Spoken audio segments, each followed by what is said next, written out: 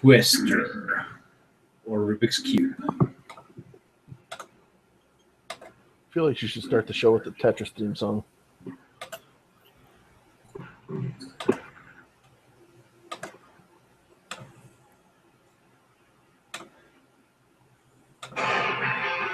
There we go. There's the music.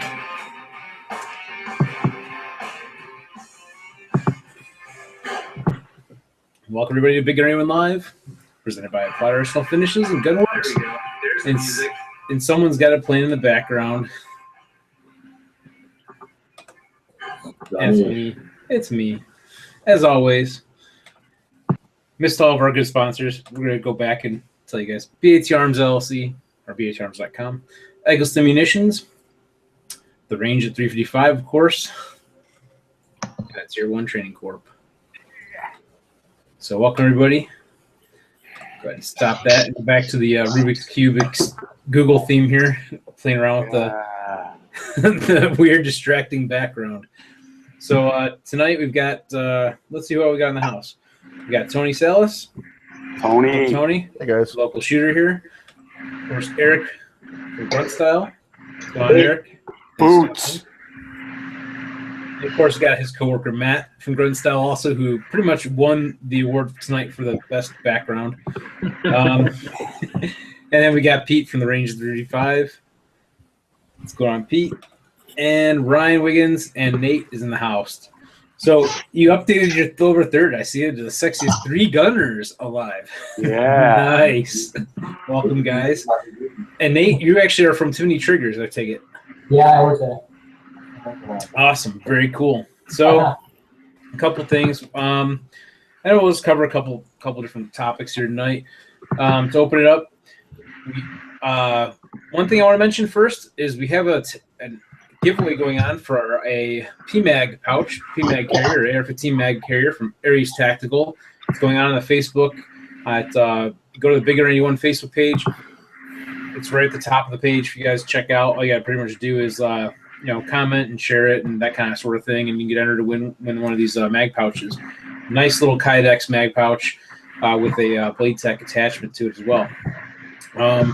So tonight we're basically talking about the big part of tonight is going to be talking about the Grunt Style 2-gun run that happened this past weekend at the Range 35.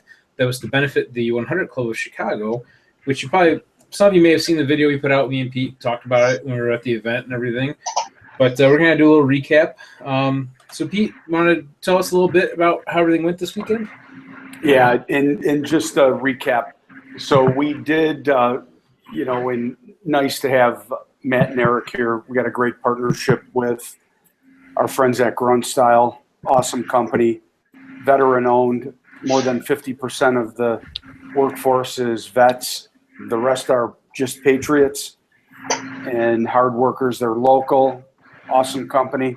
So we've been doing some events together. We did an event together in June.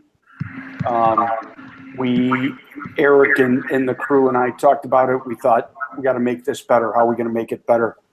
So we brought Bill Zeller in from XL Training Group. He's a USPSA match director. Really a good guy. Set up a really creative course for 2 34-foot wide bays. I think we all had a really good time and were challenged. I got to shoot it Friday night. We did the staff shoot Friday night, and just had a really good course. Nice thing is we set the day up a little bit differently. We started off with some biscuits and gravy from Johnny Van, who was barbecuing for us, and had the match. End of the day, and by the way, Tony, congratulations for third. Tony had a great run. Thank you. And then ended the day with Brian Krieger, our friend from Four Roses, and Tim doing a little sampling. It was like a beehive at the end of the day. Mm-hmm. Everybody around the Four Roses table. Yeah. Just a fun day, man. I can't wait to do it again. Yeah, it was great. In fact, one of the things that I would have mentioned too is the stage design. It was set up perfect. It was kind of like, I guess the way to describe it, kind of like a sampler platter of stages in a sense. There were 4 stages on 2 bays, so they're a little bit condensed, but they were laid out really well, especially for a lot of the people that were beginners that were out at this match because there's a lot of people who are new to shooting in a competition and so forth. And it was ran very smoothly, I have to say. It wasn't any real big issues, any big safety problems that I noticed, anything like that. It went pretty well. I think people generally had a good time at this event. Plus, I think a good majority of shooters walked away with a shooter's bag of some type too, right? Yeah, correct. And I was a little late for that, but Grunt, we'll hook you up. Grunt style really came through. The T-shirt and all kinds of swag. We had hats, Sig and Smith and some of our other sponsors were there to help support. The good thing was we raised some money for the 100 Club of Chicago. They provide assistance for the survivors of fallen firefighters and police officers in Cook and Lake Counties, Illinois. They're going to expand to McHenry County in the near future. And just a side note for what kind of a organization Grunt Style is, a lot of these guys, Matt and Eric, protected us overseas, and a lot of the other people over at Grunt Style did as well. So here these guys come home and are making sure the boys in blue are taken care of. And I believe, Eric, it was your concept to do the Dallas T-shirts. Am I correct on that? Yeah, it was. We have some really good contacts down in the Dallas area. Some great customers on a couple of federal task forces down there, some multi-jurisdictional task forces, as well as some contacts actually within the Dallas Police Department. And we were reached out to kind of see what we could do to help out down there. We ended up raising over $200,000 for the families down there. And we actually just had Patrico Zamarepa's father up here last week. We'd met him when we went down there in early August, and then he was kind enough to come up and let us show him around Chicago for a couple of days. So took him out to dinner, took him down to the Chicago Police Memorial downtown, and he was really happy to see that. Yeah, and as a guy that wore a uniform for 26 and a half years, I got to tell you, we appreciate it.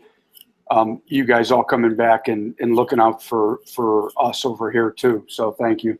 And thank you very much. We're happy to do it, and we're happy to help out wherever it's needed. And unfortunately, this year, LE has needed all the help that they can get. On a upbeat note, Grunt Style throws one heck of a party too. That it does. You weren't even at Grunt Fest this year. I know my limitations. Nice.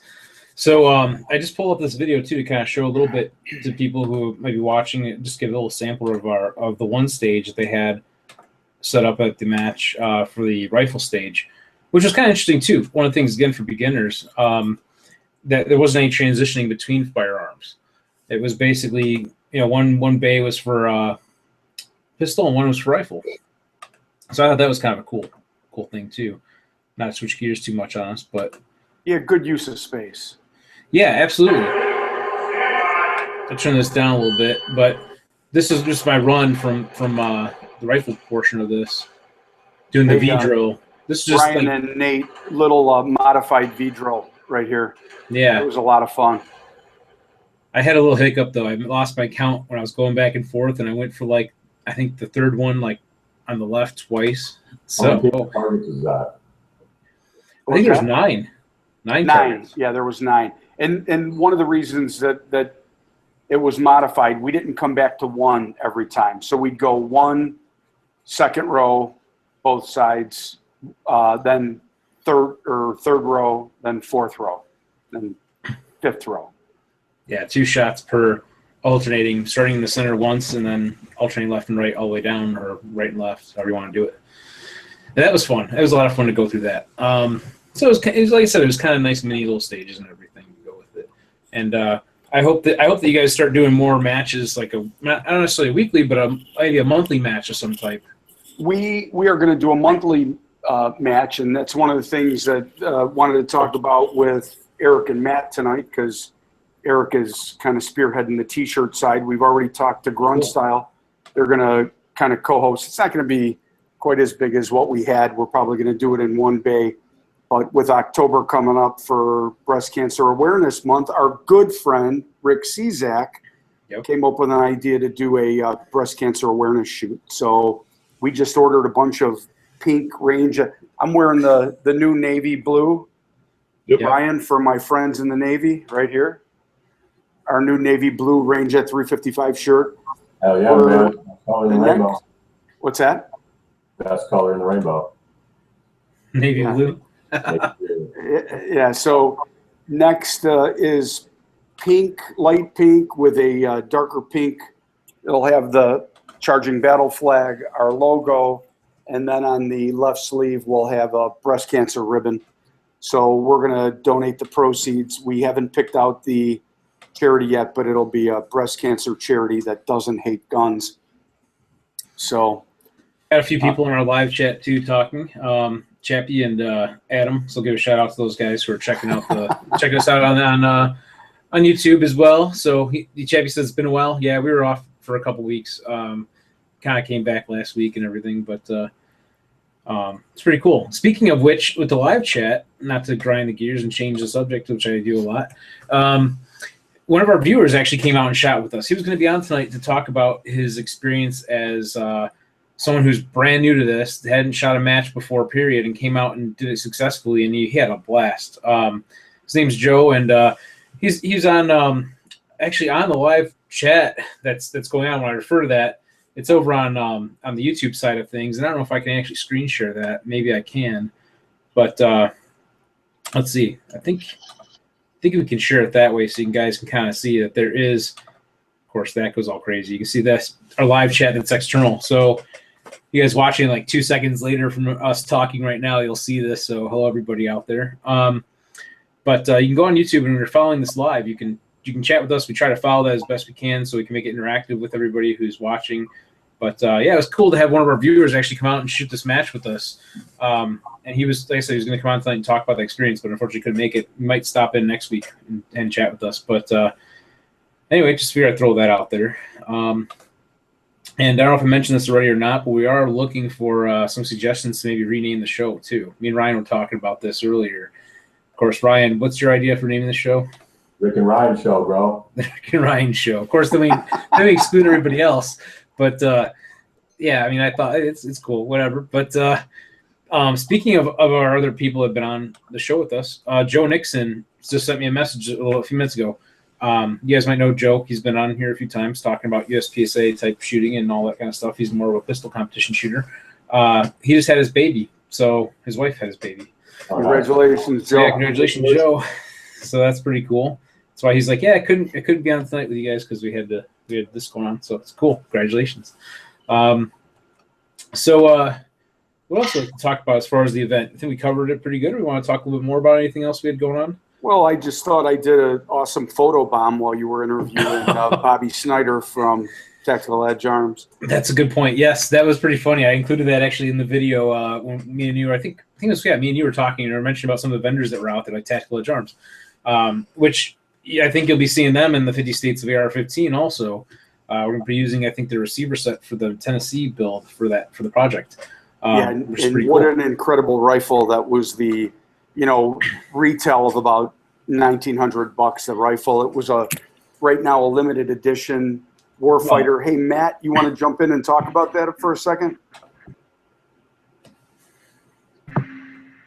If I can unmute, there we go. Yeah, no, it was Bobby did an awesome job putting that rifle together.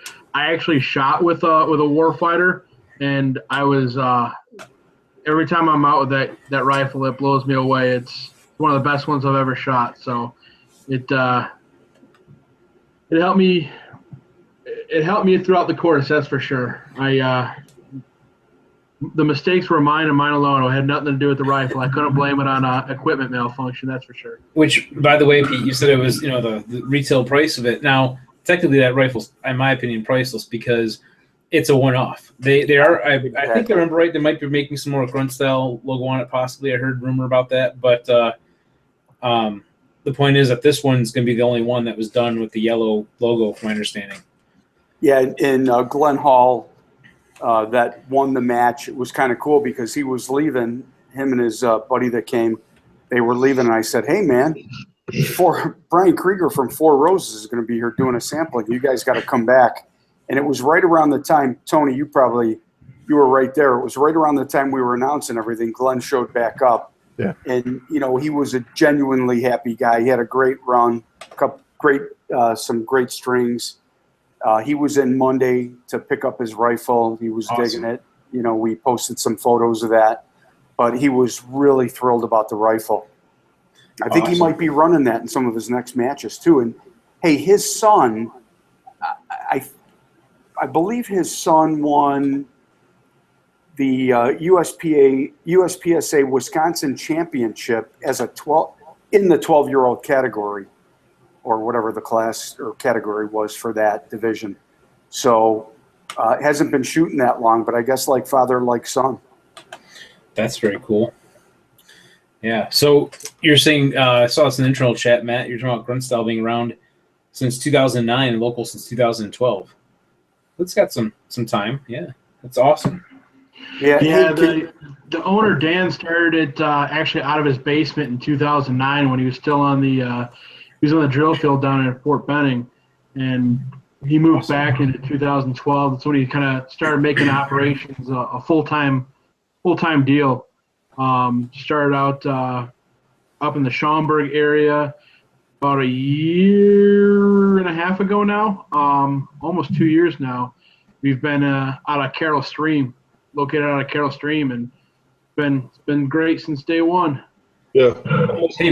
Hey Matt, I got to ask you a question too. Mm-hmm. Your wall of guns behind you. Yes. What is it? Almost looks like that might be a Mosin with an Archangel stock, or what is that? It is very good. Oh man, I've been wanting that stock, by the way, so I'm kind of jealous. But that's very cool because I actually have one. I have a Mosin Nagant also. Yeah, I had two of them. I kept one with the original wood stock, and I had to do something with the something with the second one. So. Yeah, absolutely. I love that fact that you can now have a removable magazine with up to 10 rounds or whatever in it.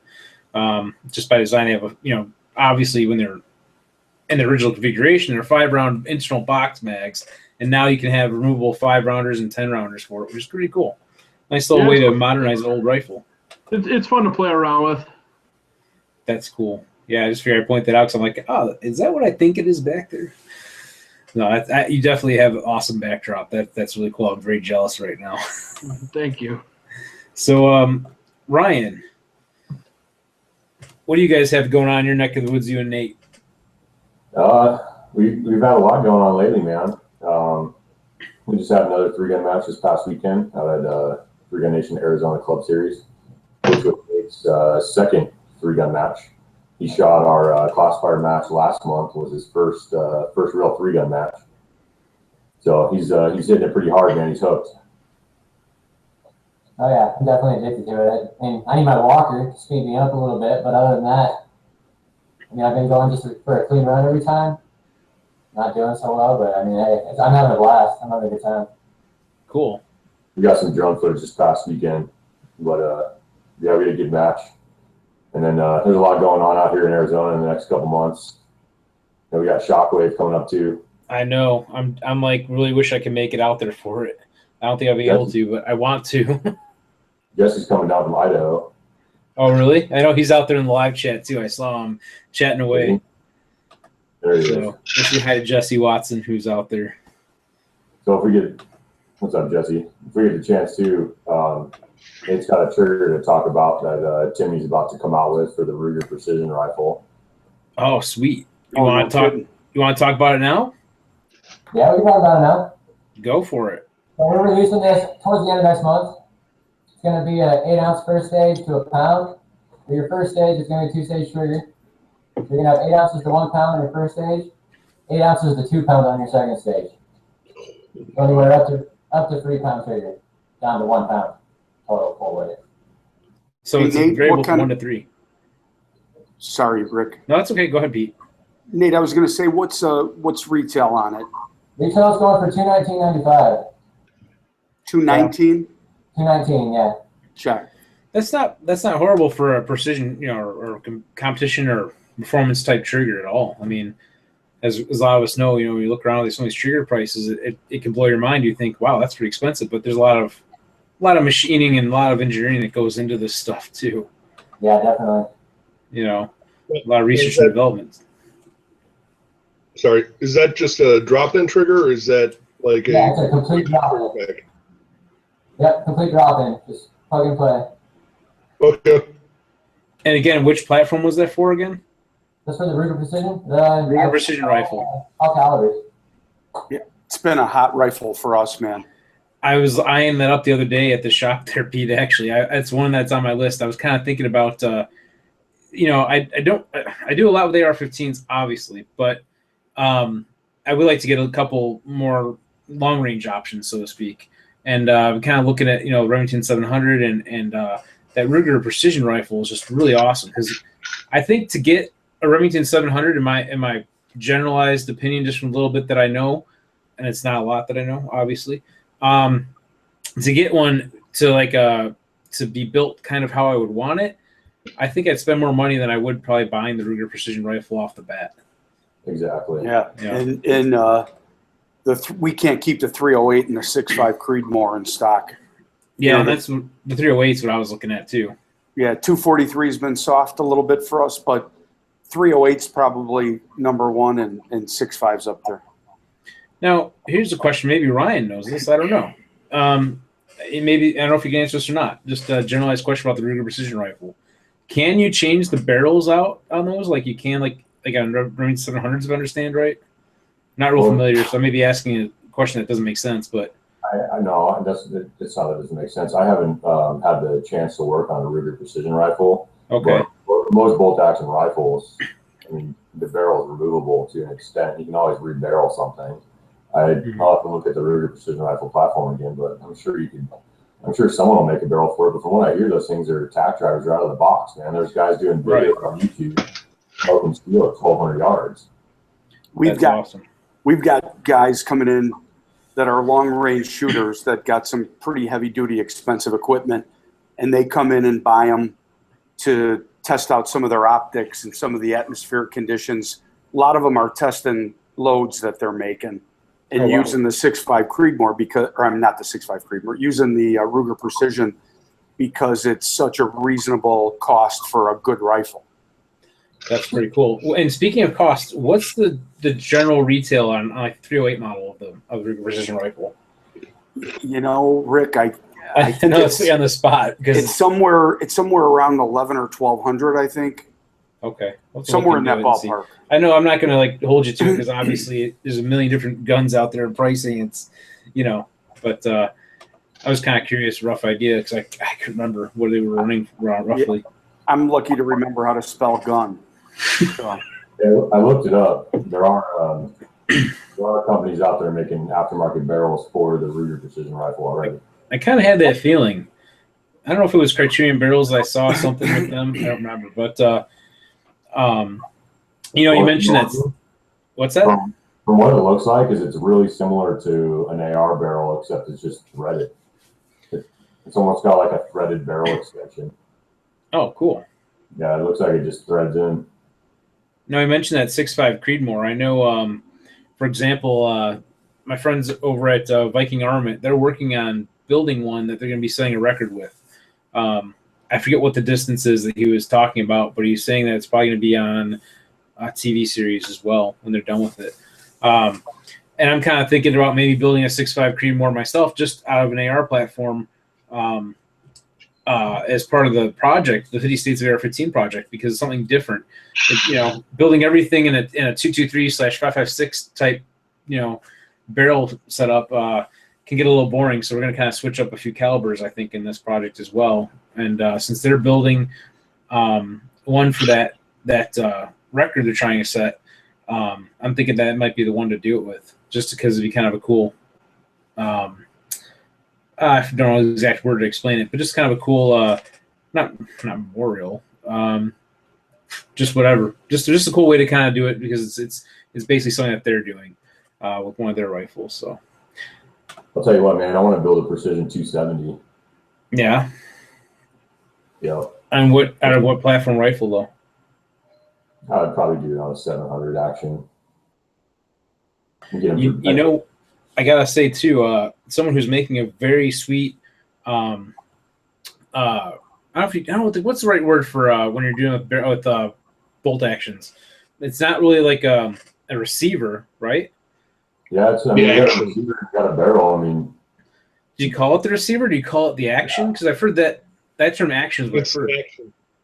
Well, action. When you say action, I think the bolt and the action of the gun. But like, if you come into my shop and I sell you a serialized Remington 700 without a barrel or without a trigger, on that 4473, I check the box that says receiver. Okay. So when I went out to visit the guys at Obsidian Arms a few weeks, it was last week before, I forget when it was, just recently anyway. They're making a really nice Remington 700 clone. I guess you call it receiver action because it's got the receiver and bolt and everything all as one assembly. So it's basically like a barrel-less rifle, so to speak, but I don't know how else to word it. But the machining on that was just phenomenal. I thought it was pretty impressive. That was pretty neat. So I was thinking, yeah, man, I kind of almost want to build Remington 700, but that precision rifle Ruger, like I said, costs that makes it really attractive. It's not going to cost like $4,000 or whatever to build. It's already pretty decent out of the box, for an understatement, I guess the way to put it. So you didn't ask why 270. I was trying to raise controversy. Well, see, I don't know enough about the larger bore calibers to really say a whole ton. So why are you trying to raise controversy with the 270 exactly? Well, 270 is a really old caliber. It was for an underdog. What's that? It's an underdog. It's pretty big in Wisconsin for us for hunting. There was a period of time where the 270 was the most popular deer hunting rifle in the country for a long time, and it is a great round, and it can be a 1,000-yard round. But what's cool about a lot of precision calibers are based off the 272. But what's cool about the 270, I don't want to sound like I got a tinfoil hat on or anything, but from my experience in the retail environment, when there's a huge boom or a craze, like in the Great Gun Scare 2013, week after Sandy Hook. You freeze? I didn't freeze, did I? Okay, so the week after Sandy Hook, all the gun stores sold out, right? What was still on the shelf? So all the gun stores that I saw was 40 Smith & Wesson, 10 millimeter, and 270. Every gun store had 270 in stock. So I just think that there's always 270 readily available good ammunition on the shelves. That's why I made that decision. Cool. Well, yeah, but at the same time, if they're out of, if they don't have powder and primers and projectiles for other calibers, they're probably going to be out of a lot of stuff because a 270 is made out of pretty much the same stuff as a 308 or a 223. That's a valid point. Or you go to buy 270, that shit's been sitting there for like 2 years. I gotcha. So basically, because it's kind of an underused caliber, I guess the way to put it. Now it is in 2016, definitely. Yeah, until you said it, now they're going to start selling out of 270 rifles. Exactly. So we only got like 6 viewers right now. Pete, you're muted, by the way, so we didn't hear you. Yeah, sorry about that. I'm going to start stocking the store now that Ryan said it. Good to buy it cheap and stack it deep. Hey, you'll come visit. The stock room will be loaded. Sorry, Matt. Well, it used to be 22 ammo, right? Well, it still is. Yeah. Well, that's 22 is good stuff. So we were getting 2 pallets a week. Well, we were getting 2 pallets a week, and a lot of it was 22. But it's not scarce out here on the West Coast anymore. I don't know about California, but we got that shit in every gun store in Phoenix right now. Hey, Ryan, I think that if when the ammo scare shortage comes, I think it's going to be time to say, buy a shotgun. Because it seems like there's always shotgun shells always to be had during that time, too. Yeah, that'll drive the price up. Yeah. I know that's what happens around those times. Is people, speaking of the prices going up, so we have these scares that happen, and everybody goes out and buys everything, and all of a sudden that demand gets so great that the supply can't keep up with it. And it's nothing more. It's not really a shortage; it's that we make the shortage by all of a sudden buying so much. I heard somebody on the debate, Rick, sorry about that, last night say something about military-style assault weapons as well. Yeah, that's just scare tactics is what that terminology is, in my opinion. Of course. You know, it's just when you make something sound bad, then it is bad, right? So About the spikes in sales.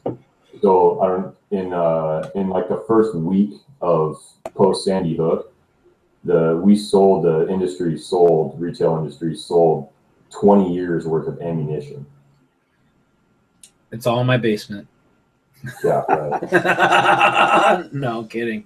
I still got to do a lot of reloading, actually. But no, my point is, I guess I was going to get to is, so we have these shortages that get created and whatnot, but when there's an actual reasonable issue, like a potential ban on AR-15s and whatnot, where all of a sudden if that ban passes, regular citizens won't be able to legally purchase new AR-15s, let's say, okay? Now, that's kind of a valid fear because you're going to have the rush panic buying, of course, and they're going to run shortages. But the fear is, okay, so I'm a manufacturer. I'm building these. I'm selling them. Now my product is no longer going to be available for me to sell. So do I just sell it at my regular, suggested retail price that I was selling it for? Or do I jack the prices up because now I might go out of business because I have, basically my loss of my product that if I have no product, I can't sell in the future. So I don't know. I don't know what the right answer is exactly, other than I as a consumer would feel like, wow, they're ripping me off because they're jacking up the prices. But then as someone manufacturing it, what about that? They're trying to produce that income that they're not going to have very soon in hopes that maybe they can find another product to sell. I don't know. I'm not sure how to look at it. Well, what are your guys' thoughts? So I think my question with that is what exactly are they making illegal? Because when you break it down, are you going to be able to say that you can no longer have a lower receiver? Can you no longer have, because that's the aspect of the gun right there. That's where that's serialized. So you're saying basically they can still sell the other. You're basically saying they can still sell all the other parts, but not the receiver, basically. Yeah, that's where the question is what's illegal about the firearm? Right, and that's still going to cause, if that were to happen, this is all hypothetical questions or ideas and thoughts that we're exploring, but if that were to happen and they banned, the rifle, but you can still buy components, it's still going to hurt the company too. I mean, now new people are not going to be buying rifles. You're basically just going to be selling replacement parts for existing ones, so to speak. If you're still allowed to own what you previously owned, in a sense. No doubt. And Rick, one of the companies I deal with, they're a major manufacturer, and they're actually already kind of seeing some of the issues that you've talked about. Getting forgings and billets and stuff like that, and they do a lot of their own mill. Actually, they do all of their own milling. They're already seeing issues because of companies kind of trying to pre-position and hedge against, the nightmare scenario of, Hillary being elected for, their industry, or they're even hedging on, if Trump is elected, then seeing a kind of a slide in the value of a lot of stuff because they're anticipating less of a scare by consumers. I mean, if Hillary gets elected, we're going to see a run on pretty much everything from November through, probably March, when she could actually start, trying to get some stuff done. So, it's already people are already getting very nervous within the manufacturing industry. Yeah, I can understand. It's something I'm kind of worried about too, working on this project, that if the laws all of a sudden change, that's going to pretty much stifle the whole project. But, we're going to give it as best a run as we can with it, for sure, and hope for the best. And of course, also vote accordingly and, protest accordingly, if that kind of stuff happens, and to try to prevent it from happening and that kind of stuff. Yes, Ryan, I agree.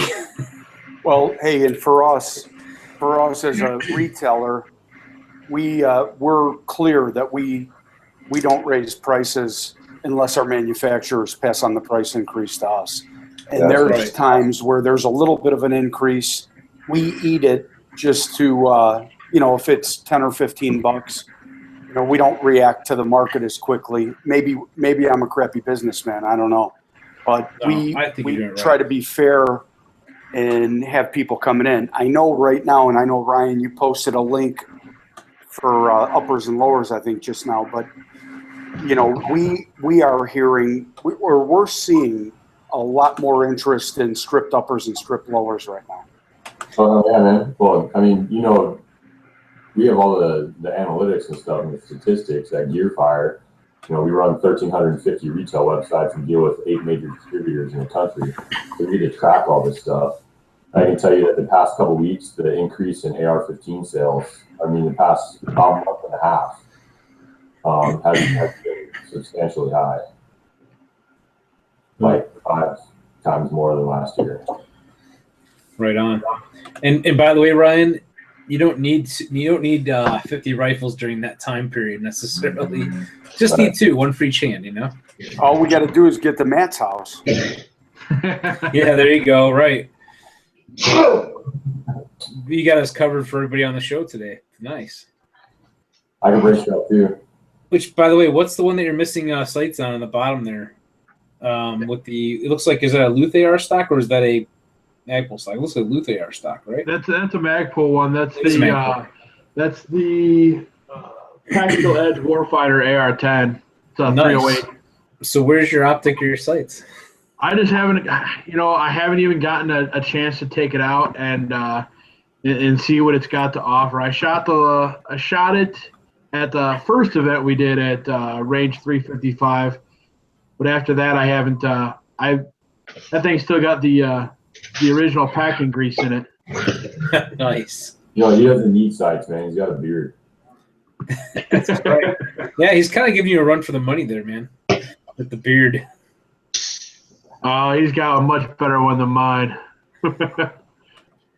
Yes, and Brian also is the home to many, many spiders.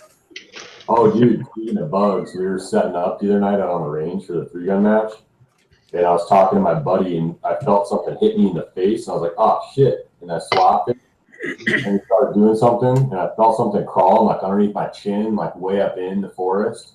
Was it a scorpion? I had my gloves on, and my buddy Brian was out there, my long-haired hippie buddy Brian, and I was like, hey, dude, is there a bug in my beard? And he's like, oh, crap, there is, and he pulls out this, like, big black, like, grasshopper cricket thing.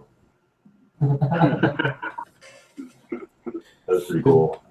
We've got someone, I don't know if you guys hear me, we've got someone from South Dakota in the house, it looks like, too. Nice. Welcome. Yeah, so they're checking it out on YouTube as well. And Let's talk 17 HMR and prairie dogs, man. I was just going to say. yeah. Nice. Something today on the network is a bunch of ammo that was 17. It was like 17 Remington Ultra Mag or something, or it was a Magnum 17 cartridge, and it was I compared it to a 5.56, and it was like a 17 inside of a 5.56 casing. That's pretty wild. Let me find it. Wow. The memory sucks. Oh, sorry, 17 Winchester Super Magnum. There's a lot of weird ones. That's like the 22 TCM is like Tucson Craig Micro Magnum or Magnum Micro Magnum. That's what 22 TCM stands for, where it's a neck down from like it's technically not a 9mm case. It's almost like a 223 case that's cut and neck down to a 22, but short. Yeah, what a fun gun to shoot, and what a good buy that is with the 9mm barrel too, and the 9mm spring. Yeah, absolutely. You get two best of both worlds. You can get something that you can run, traditional 9mm in, and have a 1911 basically, or I guess 2011 technically, I guess, because it's a double stack. And yeah, you get best of both worlds for the money and lifetime warranty. It's superb. But you got to check out, Pete, that 9mm map gun that I got from Rock Island Armory. I actually ended up buying that one. It's basically a Tanfoglio, can't pronounce it right, which is a CZ clone. We were testing it out the other night with some McGar mags actually in it. I've actually picked up some of the McGar mags for the CZ75 because it's a CZ75, I guess, clone basically, from my understanding. So I picked those mags up, and lo and behold, they work really awesome. I'm really happy to get them. So yeah, that TCM really for the money, what a value, well made. fun. Couple of barrels, couple of springs. A lot of fun to shoot. Hey, did you guys see the link that I just posted of that 17 Winchester Super Magnum?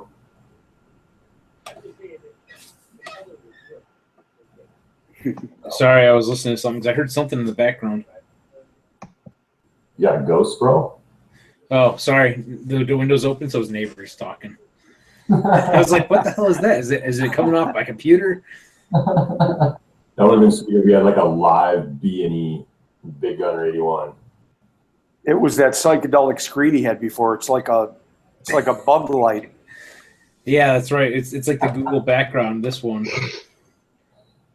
It's like, there it is. Yeah. Yeah, you can change it up. You can do some goofy stuff, except it looks weird with the green around me because it's cool. They haven't quite figured out how to perfect the green screen technology on Google. Of course, you don't have to have a green screen to use it. But doesn't that look weird with the microphone up here and stuff? And like the green just follows me. It's all weird. Ooh. So, dude, Rick, you turned into a zombie or something, man. Yeah, right. Then it could be like, I'm standing here in the water with green around me, which is really weird. I'm like the ghost in the middle of like whatever that is, Italy. That'd be Venice. Venice. There you go. Thank you. Of course, Altendo would know. Yeah, that's weird. But yeah, we were playing around with the green screen stuff in the background earlier. So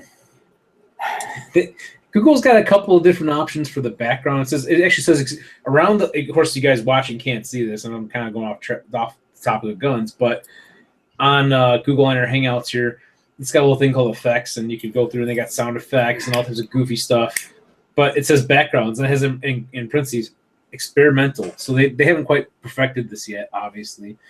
But they got a lot of goofy stuff you can play with, and like, of course I'm wearing a hat, but you can actually like do goofy stuff like that. Wow, cat in the hat. Right, cat in the hat, right? So anyway, what else we got going on there, Ryan? Are we blowing your mind or what? I don't know. I lost focus on what was going on because Corey Klein, dude, said he squatted with me for nationals. Oh, nice. When is nationals again? Next weekend. Really? Damn, it's coming up. Where is that one at again? Virginia International Raceway. Yes. On Friday night, and fly back Sunday night, and then fly out to Virginia on Thursday. It's crazy. 8,000 miles next week. Jack Daniels is my friend.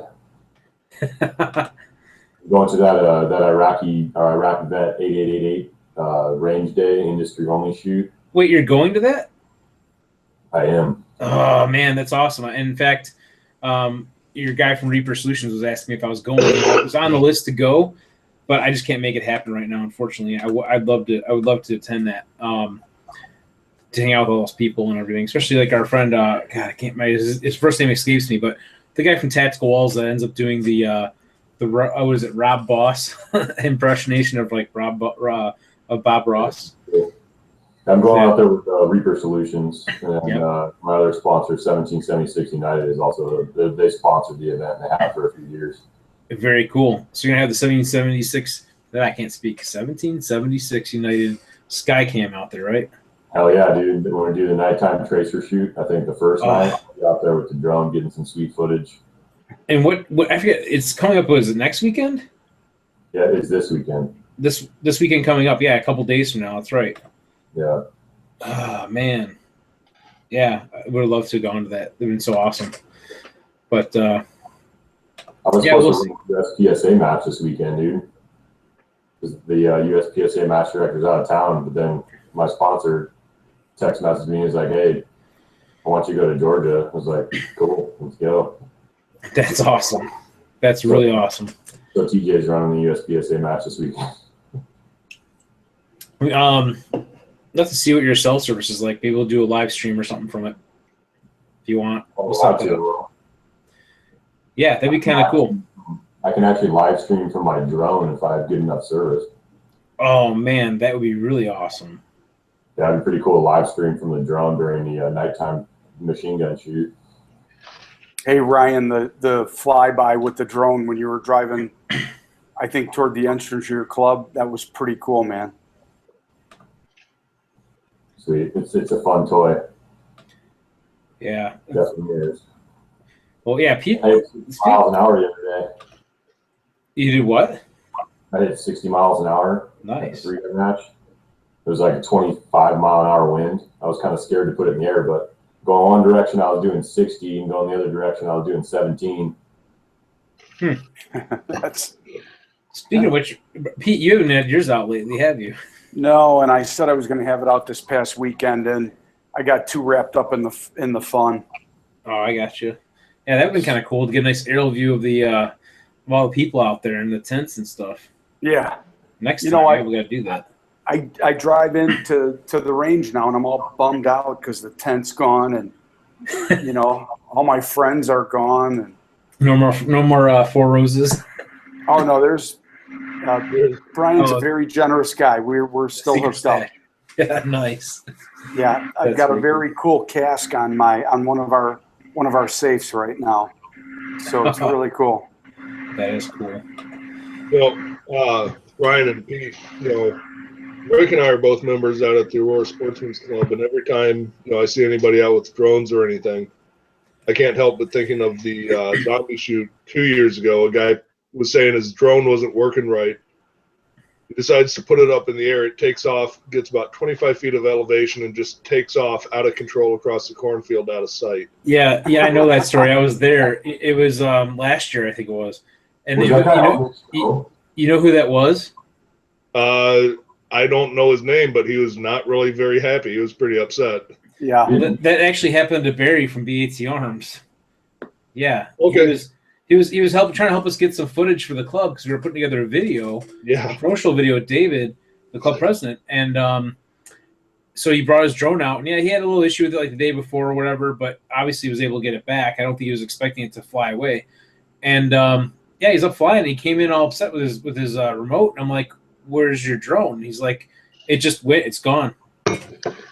And man, I felt bad for him because that was about $1,000 that drone they had, and I don't know if you ever heard anything more about it. They contacted local, I think the sheriff's department or whatever it was, to let them know that if someone finds it, that they're missing one.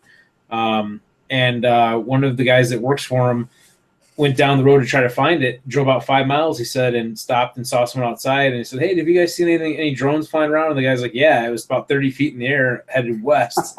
And kept going, and it's like 5 miles away. So they're gone. Probably got ran in, got cultivated or whatever in some field one day. So that sucks. Yeah, I was right there when it happened. So I mean, I watched this thing take off and just book it. It took off at a pretty good clip. There's some sweet YouTube videos of guys' drones doing flyaways. So there's a company that makes a little thing the size of like 2 quarters stacked on top of each other. That's another GPS tracker in case you lose signal with your drone. You can look it up on your phone and see where it crashed.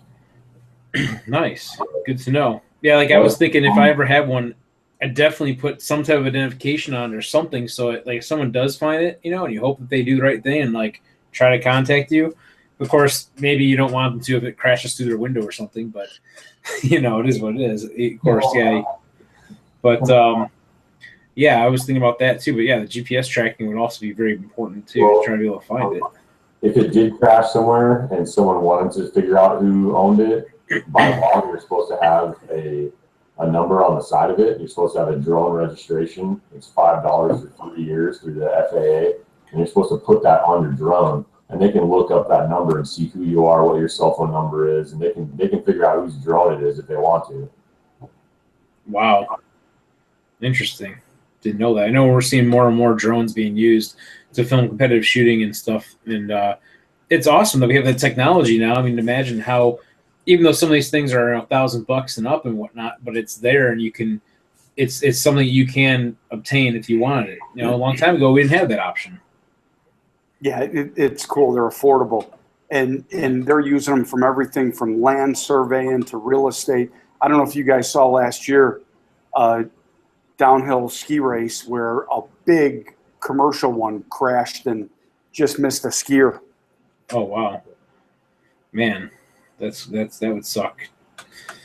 But I'm excited though. By the way, Pete, about that match coming up in October when you guys get it all planned out. We'll have to let everybody know the details on it, because I know it's kind of funny. Like, I've had people last minute when I started doing live streaming from the event saying like, "Hey, where's this at? When was this? We didn't know about it." And I'm like, "Well, you should follow the Facebook, the BigGunner81 Facebook page, or pay attention on maybe my personal page, so to speak, because I post it up on there, and we do try to mention the events when they're coming up, like at least a week or so ahead of time for people that watch the show too, so they know."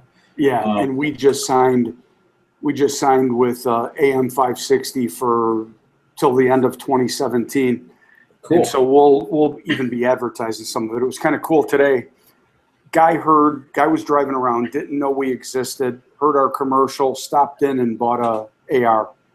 Oh, awesome! That's a good quick return. Exactly. Because that's why you got to advertise to get people to come in the door, of course, and that means it's working. So that's awesome. Yeah, definitely. So yeah, we're gonna probably do one a month.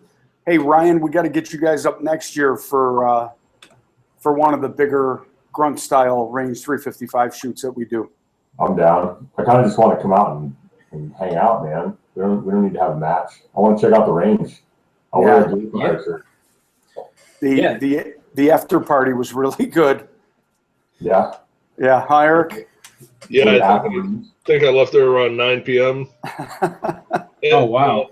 Every single time I tell my wife that, hey, I'm just dropping something off over at the range, or I'm swinging by there for something, I'll be in and out, like 20 minutes. My wife basically says, "Yeah, right, you're full of shit." Yeah, that's kind of how it works. I tell them I'm going to go over there and do a little filming and stuff, and then it ends up being I'll be there for hours.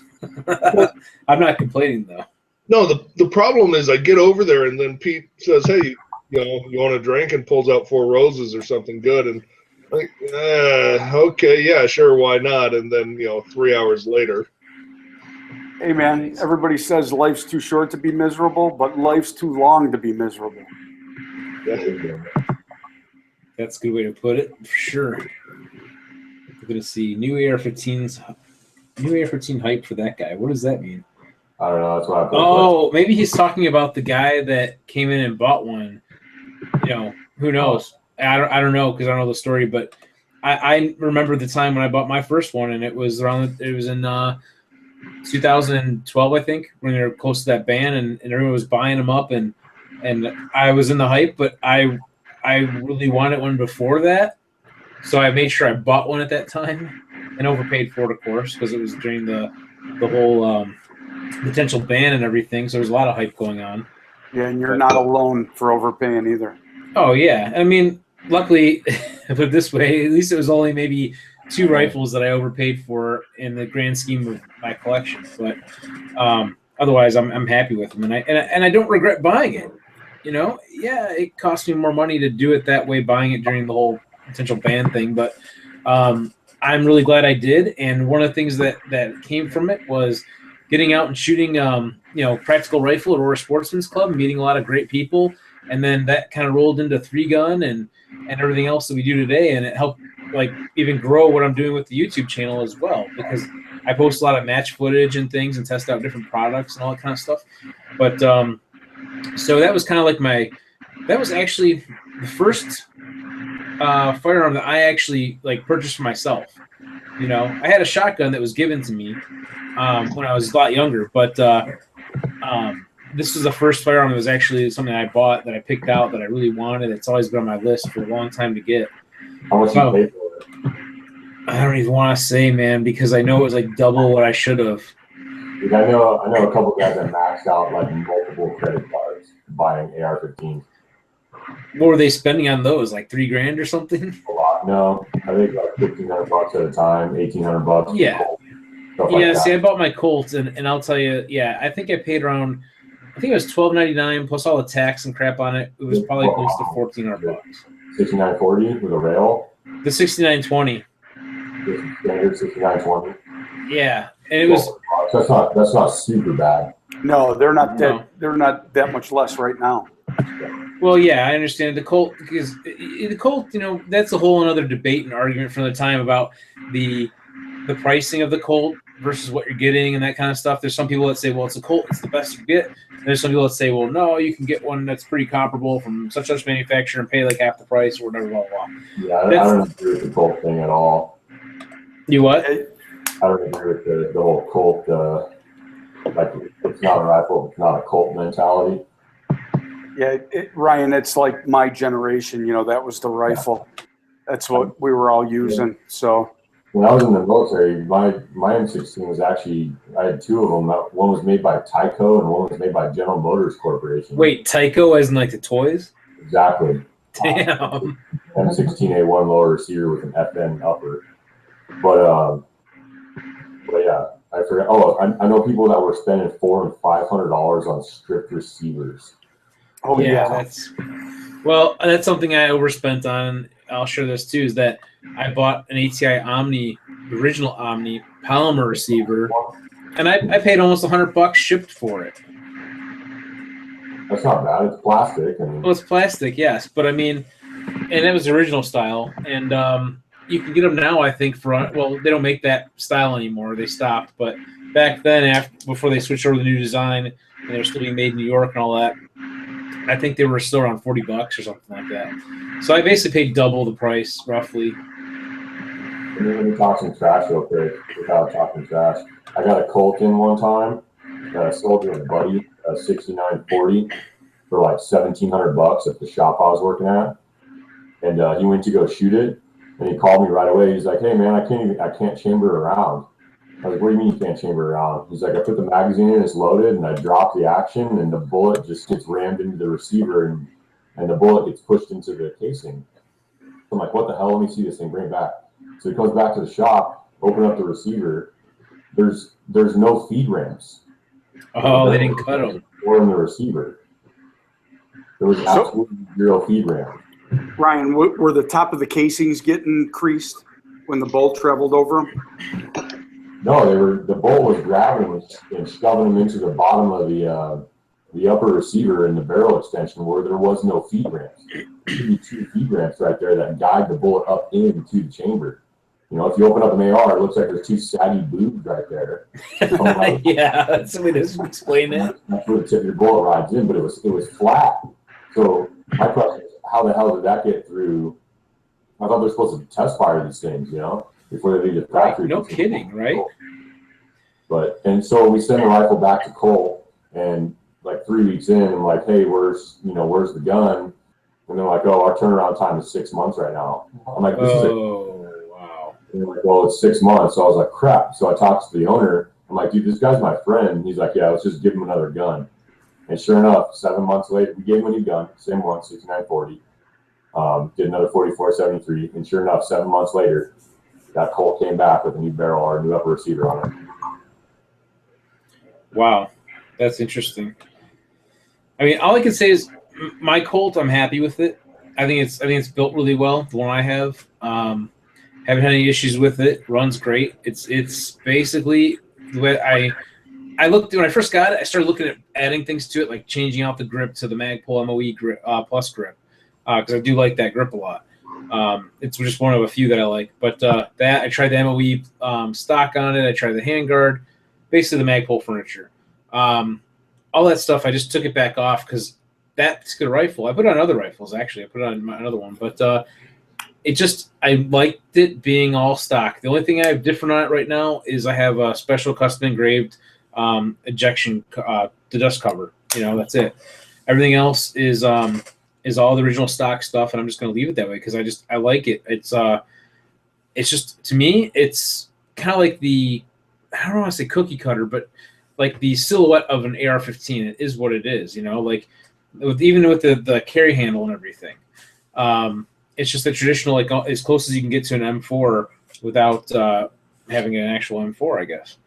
Yeah, there's a fair amount of people. We get a little bit of a buzz in the store about going retro and building some of the early gen stoner type ARs and stuff with all the original furniture and that.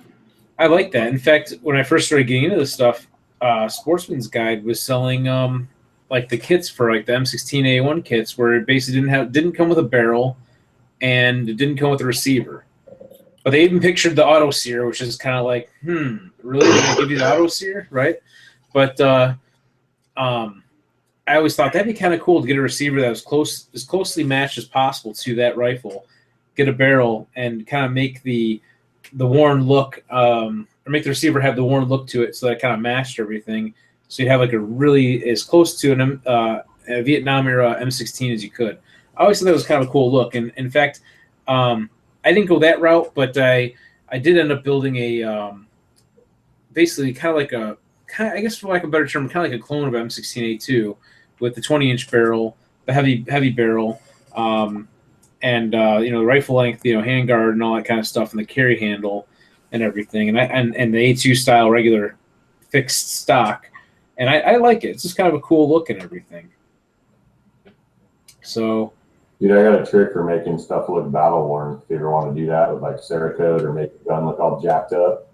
Let me ask: does it involve like using steel wool or using like Scotch-Brite? You can do that, but if you're doing a bunch of them at one time, it's easier to take a toilet bowl cleaner, clip the bottom of it off, and stick it in a drill. Oh, nice.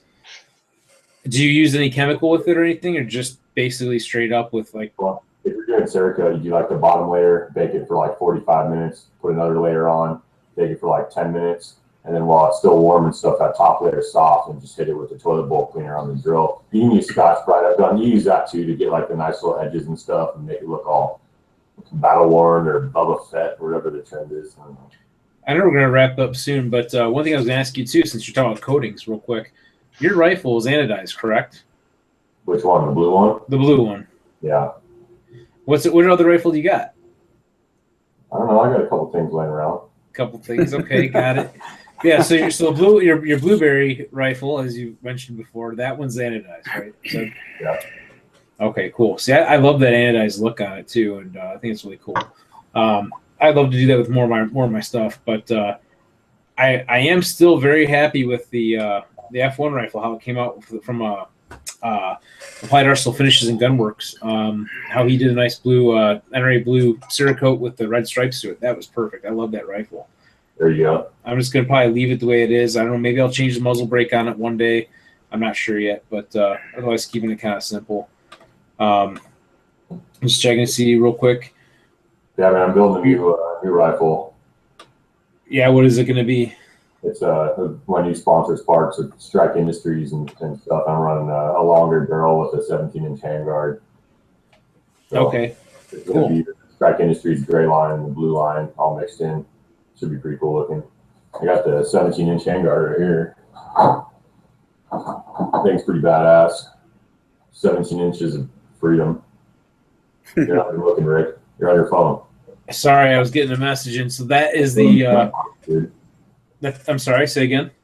I said I'm showing you gun parts and you're on your phone. I know, right? Sorry. So that was that the Strike Industries handguard. Yeah, it's just Strike Industries Megafins. Megafins. Yeah, I was just gonna say that. I was gonna say, isn't that the Megafins? Very cool. Yeah, I was looking at possibly running that handguard on the California build, but Juggernaut Tactical, who also does a lot of stuff with Strike Industries, from my understanding, they end up supplying the handguard for that build as well. But that is a pretty nice lightweight handguard. I like the Megafins for sure. So anyway, we're going to go ahead and wrap things up tonight because we're already at 10 after. So I appreciate everybody who's out there watching. You guys have been a good audience, leaving us messages and stuff, and texting messages on YouTube. And the guys who are on gun channels, I think Darren's still watching over there. Not a whole lot of chat going on, but I'm glad to see him out and checking out what we're doing and everything. So I appreciate you guys supporting this. And again, I want to also say, thank you to everybody that's been on with us tonight. Of course, Ryan and Nate, thanks for stopping by, Nate. Especially, we love having new faces on. So I didn't quite hear all that. It was a little garbled to my end, but I might talk next time. Instead of just sitting here, have a little bit of conversation. A little nervous. Cool, no worries. And Pete, thanks for jumping in with us too and hanging out and talking about the event this past weekend with us. Thank you. Yeah, always. And also I'm very excited about the match coming up in October. I think that's gonna be an awesome idea to do a breast cancer match to help benefit about that. Yeah, thanks for the idea. Yeah, no, not a problem. I think this could be awesome. I think it's gonna be a lot of fun, and I'm looking forward to it. So, Yeah, I'll be there. Awesome. Yep, Tony. And so Matt, thanks for jumping in with us and hanging out. No Appreciate problem. it. Thank you Love for to have having you. me. Yeah, absolutely. Anytime you want to come in, we'll have you on. By the way, real quick, I was gonna ask too. What's your rifle? I'm amazed at all your rifles. I love it.